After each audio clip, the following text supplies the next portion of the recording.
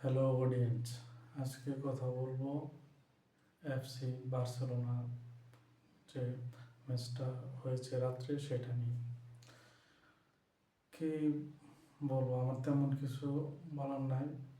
Congratulation Barcelona, যারা Barcelona support করে তাদেরকে অভিনন্দন।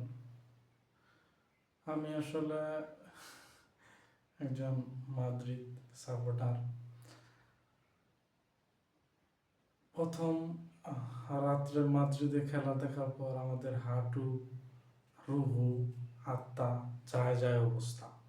যে এমনিতে আমরা 4 পয়েন্ট বার্সেলোনা থেকে লিগ টেবিলে পিছিয়ে আসি, তারপরেও যখন রাত্রি 2টার দিকে খেলা থাকে, সারা সন্ধ্যার পর রাত পার হয়ে গভীর রাত্রে পৌঁছানোর পর যখন খেলা দেখি, তখন আমরা আসলে যে একটা কনফিডেন্টলি খেলা দেখবো বা মাদ্রিদ ড্র বা জিতবে এরকম কিছু, সেটা আমাদের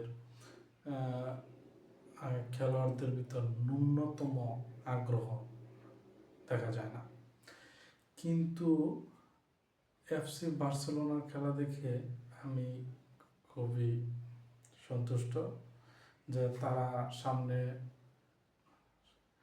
যদি খেলে মেজর কোনো ইস্যু না হয়, মেজর কোনো দলের ভিতর প্লেয়ার ইনজুরি ইস্যু অথবা কোনো প্রবলেম না হয়, এবারও সম্ভবত লা লিগা শীর্ষেই থাকবে তারা।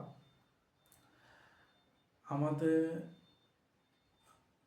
দুই দলের দুই টিমের যে খেলাটা লা লিগা সিস্টেম করছে, লা লিগা তোমাদেরকে আমরা হাত জোর করে বলতেছি তোমরা এই সিস্টেমটা করো না।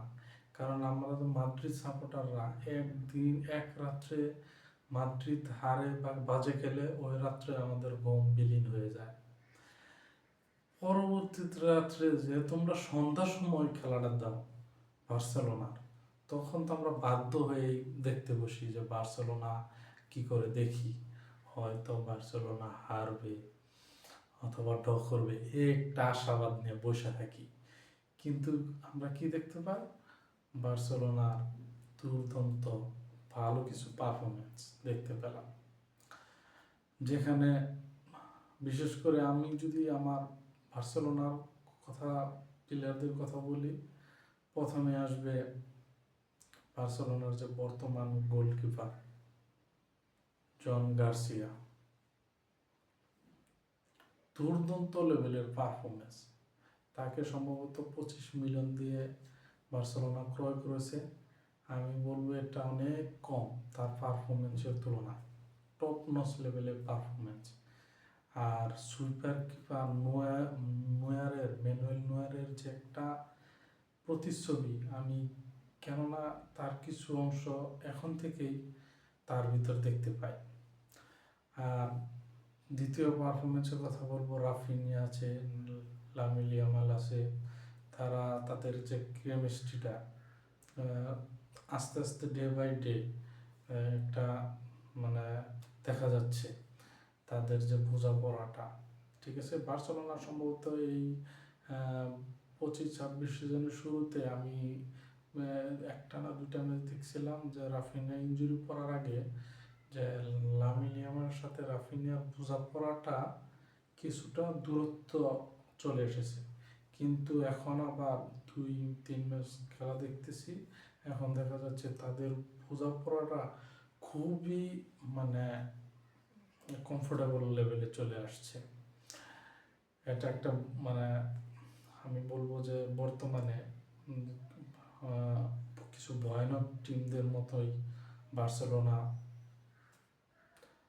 হয়ে উঠতেছে। যদিও গতবারের তুলনায়, গতবারের যে সিজনটা শেষ করেছিল যে পারফরমেন্সে, সেটা আমি এখনো তাদের ভিতর দেখতে পাচ্ছি না।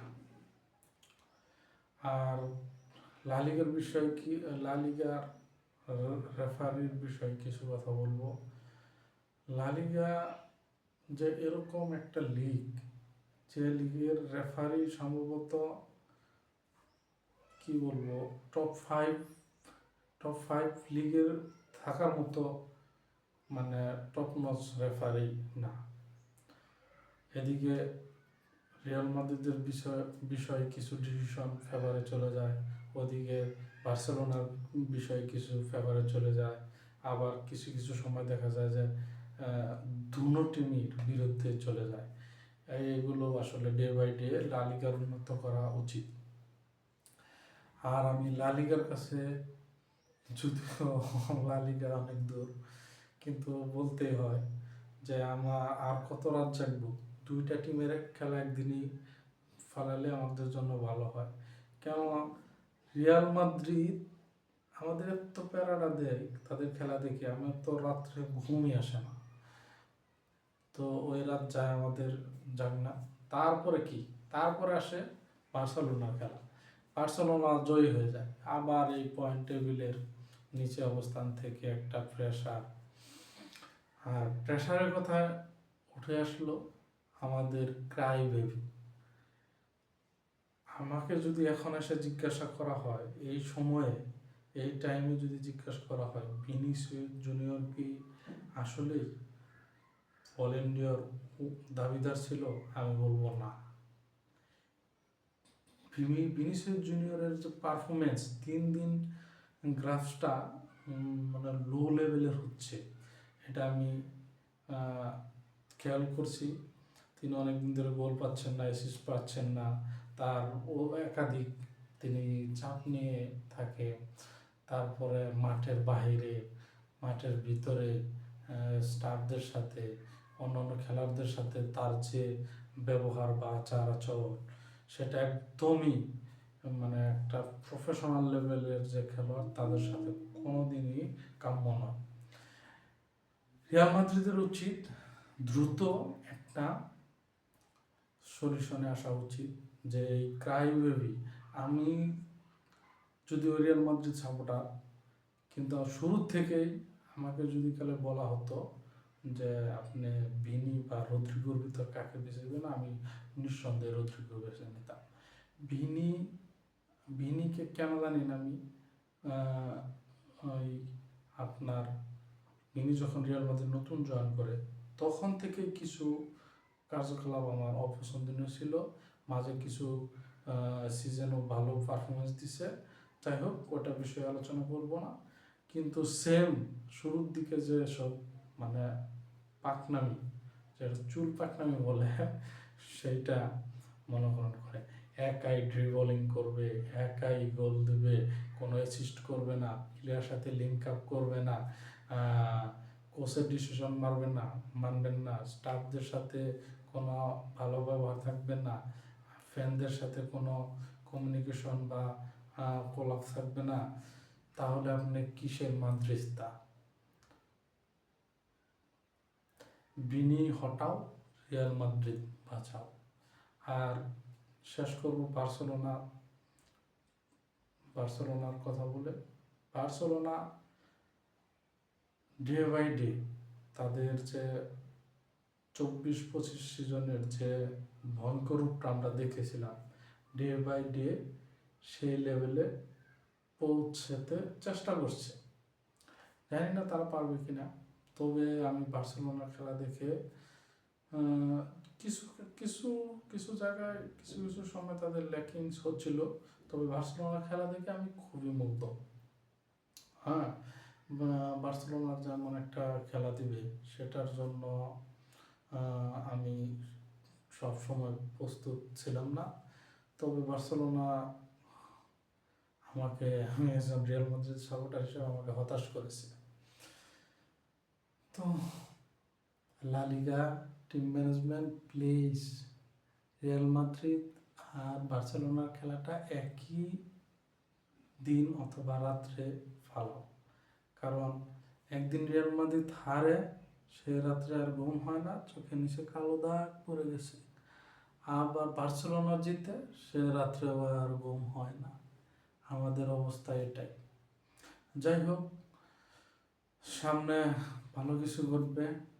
বার্সেলোনা যারা সাপোর্টার তাদের জন্য শুভকামনা, আর রিয়াল মাদ্রিদ আমরা যারা সাপোর্ট করি তাদেরও প্রস্তুত থাকার অনুরোধ রইল।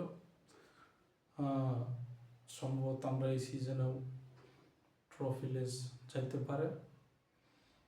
আর এমবাপ্পের শুধু গোলই করতে হবে, ট্রফি জিততে হবে না। That's it, by.